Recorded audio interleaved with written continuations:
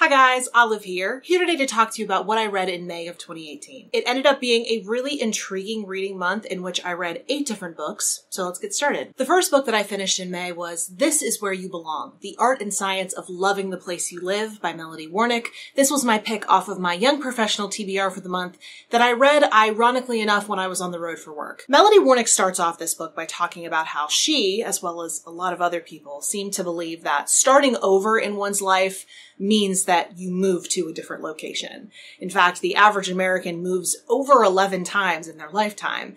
But as many people find out, just because you move locations, it doesn't necessarily mean that you're any happier. So when people are looking for a drastic change in their life and move to a different location, they build up that location in their mind and then can become very easily disheartened when the new place that they've moved isn't everything they expected it to be. In this book, Melody Warnick discusses how falling in love with the place that you live isn't something that washes over you like a wave. Instead, it's something that develops over time based on certain factors. In the book, she has a whole list of ways in which someone could become place attached. These are factors like liking your neighbors, caring about things that are going on in the area, being involved in your community, having family nearby, and so on and so forth. A chronic mover herself, Warnick wanted to challenge herself to try to become more place attached to the town in which she and her family were living. In order to do this, she developed what she called love where you live experiments based off of the place attachment criteria that she had discovered. And by doing these experiments, she was able to substantially increase her happiness with the place that she was living. This book was great for shattering the notion that moving to any one place will make you happy. I'm a firm believer in the phrase, wherever you go, there you are.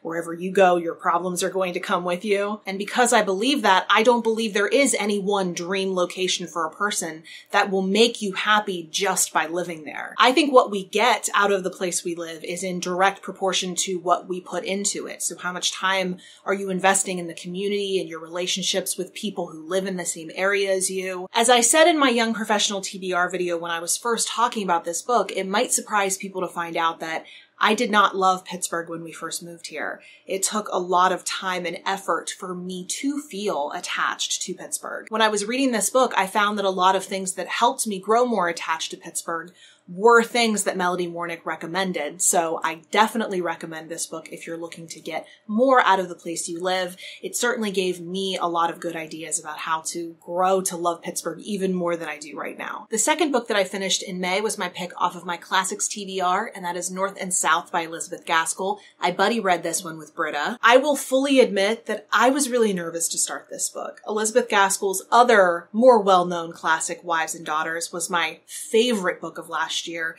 and I certainly count it amongst my favorite books of all time. At the center of this novel is a young woman named Margaret Hale. At the beginning of this story, she is getting ready to return to her parents' home after having spent the majority of her more impressionable years being educated alongside her cousin in London. Margaret has for years been looking forward to this return, but upon her arrival, things aren't quite right with her family.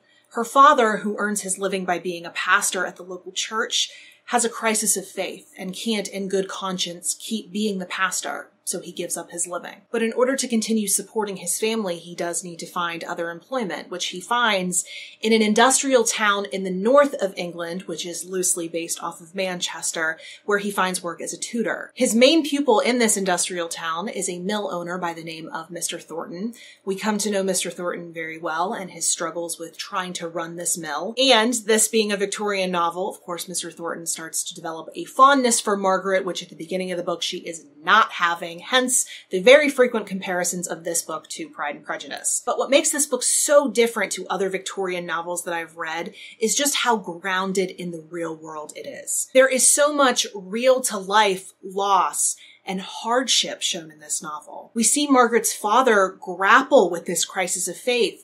We see Margaret trying to keep her family together during this really intense move to the north of England. We see Mr. Thornton, who very much had a rags to riches kind of story, struggle to keep control over his mill and keep it profitable. But we also see the struggles of the lower classes, of the people working in those mills. Maggie becomes friendly with a family of mill workers, and there is a young girl in that family who has a terminal illness from working in one of the mills. So not only was this book everything that I love about a good Victorian novel, but it showed things how they must have really been. I just love the way Elizabeth Gaskell writes characters.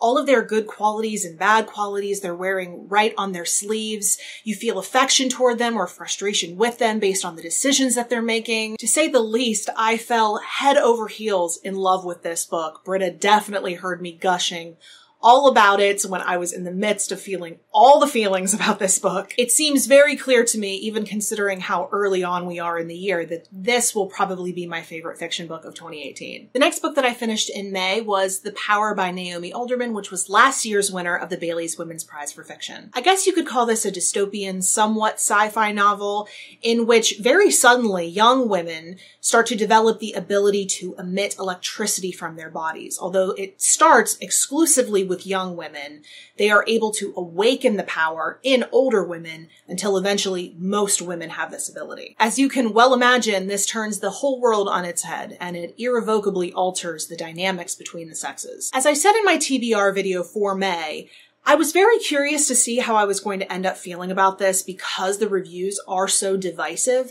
A lot of people think this book is really thought-provoking, but a lot of people think that it just simply fails in its purpose. Once I finished this book, I found myself sitting somewhere in between those two opinions.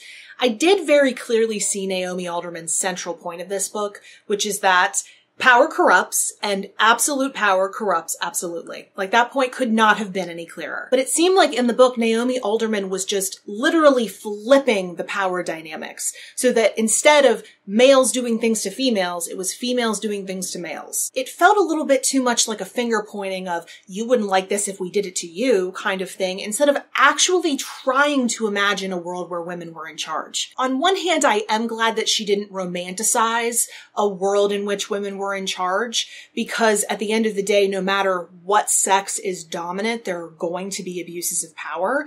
But I thought it was a real lack of imagination to say that women would abuse power in the exact same way that men would. And I'm not trying to make the claim that I think a world in which women were in charge would be better than the one that she imagines. I simply just think it would be different. So I wouldn't necessarily say that I dislike this book. I just don't think that it went far enough in its imagination or its storytelling. I gave it 3 stars on Goodreads, but it's probably more like a 2.5 because ever since I finished it, I've just felt kind of meh. But the 4th book that I finished in May, I did enjoy a lot more, and that was The Incarnates by Susan Barker. This is a grand in scope, part literary fiction, part historical fiction novel in which a cab driver in modern China is receiving letters from someone who is claiming to be his soulmate reincarnated. The individual writing these letters claims that they and this cab driver have been connected through several previous lifetimes, but that they are in a repeating cycle of being each other's downfall. The letter writer is insistent that they break that cycle in this lifetime. Throughout this whole novel, our main character is continuing to receive letters from this supposed reincarnated soulmates that is outlining all of their previous lives together that have taken place at different points in Chinese history. This was one of the most intriguing books that I have read in a really, really long time. I loved hearing about all the different aspects of Chinese history that I knew nothing about, and I thought this book was really well balanced because at no point when I was reading some of the reincarnation sections did I find myself craving to go back to the modern sections or vice versa. I was equally interested in both. But I do have to give a warning that this book is a lot darker and more violent than it might appear on the surface or from the description of this book. But if you can stomach a lot of violence, a lot of loss, suffering, things you might not expect, I think this book is well worth your time. The next book I finished in May was Lavagirl by Hope Jahren. This is a work of nonfiction, but it is really hard to categorize this book into any one subgenre of nonfiction. This book is definitely at least part memoir in which Hope Jahren is talking about her time working as a scientist. But it is also part science and nature writing. In this book, she talks about a lot of things that she studies as a scientist. So everything dealing with plants, how they work, how leaves work, how roots work. But during the entire book, she's also interweaving details about her life. She talks about her struggle with bipolar disorder. She talks about her very close relationship with someone who works in her lab. She talks about meeting her husband and having a child. She also discusses being a woman in the science field, the different things that has has allowed her to do and the different things that that has restricted her from doing. At the end of the day, though, this book felt like a really long love letter to science and nature. Hope Jahren can really, really write. This is such a touching and movingly written memoir. I listened to this book on audiobook, which is absolutely the way I would recommend consuming her story, because Hope Jahren reads it herself. She writes this book really, really emotionally, and as she's reading it, you can hear her getting emotional. It is so touching. At no point in this book is she afraid to go there with you. She will tell you everything about her experience doing something, what she was thinking and feeling. It was so impactful, and the different ways that she would write things have really stuck in my brain. Like there was this one thing she said about becoming good at your job and how her confidence in the job ripened into boredom. I have experienced that in so many different jobs now, and I've never heard it put any better than that. And there was also this one image she painted about the experience of being a scientist. She said it's kind of like trying to cross a river using rocks as stepping stones. She says that she is only able to get where she is in the science field because of a rock that someone has placed in the river before she was even born. But now, in her work as a scientist, it is her entire life's goal to place that next rock in the river so that someone else can get a little farther. That is by far the best description of the science field that I've ever heard. I really highly recommend this one. It's definitely one of the best nonfiction books I've read all year. The next book that I finished in May is called Come As You Are, The Surprising New Science That Will Transform Your Sex Life by Emily Nagoski. I would consider this book part science and part self-help. In it, Emily Nagoski talks about the female anatomy and female sexuality. In this book, she attempts to shatter some myths that we only subscribe to because society has taught us to, and she aims to replace these culturally learned notions with actual science. She wants both men and women to feel happier about their bodies and their sexualities and have a better self-image. I am not going to go into depth about anything that is discussed in this book because although I do believe that we should be able to have more open conversations about sexuality, I know that not everyone wants to do that or feels comfortable hearing someone else do that on such a public space like YouTube, but I truly believe that everyone should read this book. I think everyone could get something out of this book. I am definitely going to be rereading this book and consulting it at different periods of my life because I am certainly one of those women who needs to start replacing some things in my brain that society has been screaming at me for my entire life. In the book, Emily Nagoski uses what I believe to be a really apt metaphor, and that she says each of us is born with our own empty plot of land, and as we get older, it turns into a garden. We have no control about what goes into our garden because other people in our life and our culture are all planting things for us. But when we become adults, we are now responsible for our own garden and all the different ideas and learned things that are planted there. We need to examine this little plot of land and see what is healthy, what is growing, what we want to keep, and get rid of all the weeds and nasty things that has been cluttering our minds or cluttering our gardens. I found this book to be really helpful, as I think a lot of other people will as well, to help me figure out what ideas in my own garden, in my mind, need to go to be able to be a healthier, happier person with my own self-image. So again, this is one that I would highly recommend. The penultimate book that I finished in May was a YA book called Sky in the Deep by Adrienne Young. I was inspired to pick this book up because my good friend Brecky over at Brecky Reads actually read a very first draft of this book. Since reading the first draft way back when, she also did go on to read the finished book and told me that it was a good YA book and certainly worth my time. Needing a palate cleanser after the really not so great experience of reading Three Dark Crowns by Kendare Blake, I decided to give it a try. One of the reasons why I found this book so refreshing is that this book is, wait for it, a standalone YA book. The main character of this book is a young girl who belongs to a Viking warrior tribe. At the beginning of the book, we see her tribe fighting an opposite tribe who has been a historical enemy of theirs. However, in this first battle scene, our main character, Elin, believes that she sees her brother fighting for the opposite tribe. This is particularly confusing to her because her whole family believes that her brother is dead. Throughout the remainder of this book, Elin becomes more and more enmeshed with this opposite tribe when a common enemy to both of them emerges. While I wouldn't say that this book is anything spectacular, it did hit a lot of those same old YA notes. I did find it really enjoyable. As opposed to Three Dark Crowns, I didn't feel like it was trying to get anything over on me, and I thought the story was well told, although a bit rushed at the end. While this isn't a book that I would rush out and tell everyone they need to read, it was really enjoyable, and if you're looking for a good YA book for the summer, it's one I would recommend. And sadly enough, the very last book that I finished in May ended up being the one that I was the most disappointed with.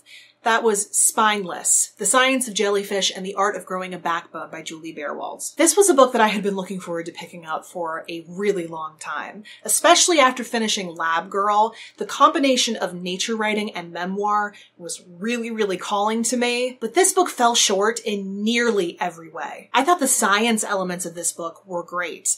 Jellyfish are amazing, and I found myself being just as excited by them as Julie Beerwald is. She is not a jellyfish specialist, but she is a jellyfish enthusiast and travels all over the world to see different jellyfish, to talk to different scientists, and to give herself some purpose outside of being a wife and a mother. All of this sounds like a recipe for a really spectacular nature writing memoir crossover like Lavagirl was, but it just wasn't. At so many different points, I felt that Julie Beerwald would have had opportunities to make more significant points about the way we see jellyfish and the way it makes us see our humanity differently. And in order to call something part memoir, as Julie Beerwald does call this book, I feel like it needs to have more of her in it.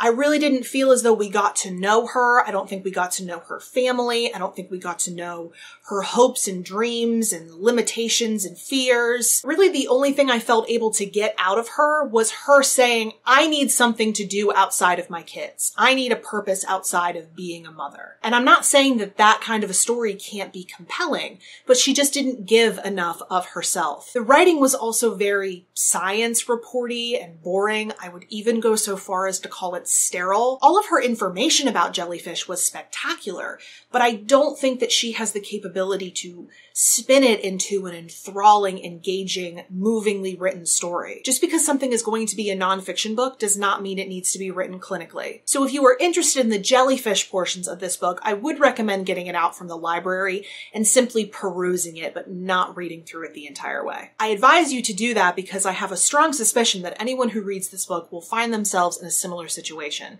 of willing themselves to love this and never quite getting there. So those are all of the books that I read in May. I would love to hear from you if you've read any of these books, if you've heard about them, or if you'd now like to read them after hearing me talk about them. You can put that or any other comments or questions you might have down in the comment section below. Or if you'd like to chat with me somewhere other than YouTube, I am on a variety of different places on social media. The links to all of my profiles are linked in the description box below. Thank you so much for watching. I hope you're having a wonderful day. I will see you in the next video. Bye.